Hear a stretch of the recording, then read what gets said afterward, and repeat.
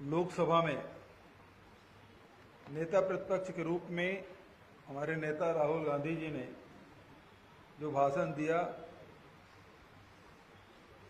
सबकी नजरें उधर लगी हुई थी। पूरे देश की मीडिया बहुत ध्यान से उसे सुन रही थी और देश क्या पूरी दुनिया के लोग इसे बड़े ध्यान से सुन रहे थे। और उनका जो राष्ट्रपति के अभिभाषण पर जो कृतज्ञता प्रस्ताव आया था, उस पर उन्होंने भाषण दिया।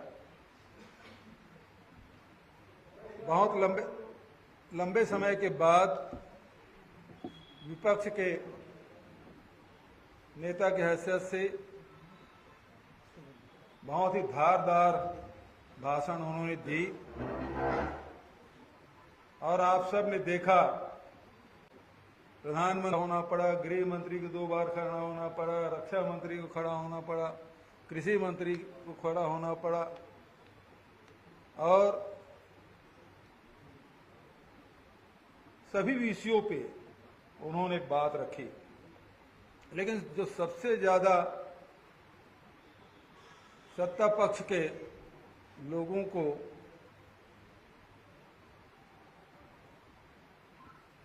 के हृदय गुरु नानक की तस्वीर दिखाई, इस्लाम में जो कहा गया है उसके बारे में। आप हिंदुओं का प्रतिनिधित्व नहीं करते, न मोदी जी करते हैं, न आरएसएस करते हैं, न बीजेपी करते हैं। आप हिंसा और भय का वातावरण पूरे देश में बना के रखे हैं, जो गलत है। और इसी बात पर भारतीय जनता पार्टी इस बात को दुष्प्रचार करने में लगी हुई है कि हिंदुओं को आक्रामक, बल्कि सत्य के लिए, सत्य की बात हो। सबने हमारे यहां भी कबीर और गुरु घासीदास जी के मानने वाले भी बड़ी संख्या में हैं।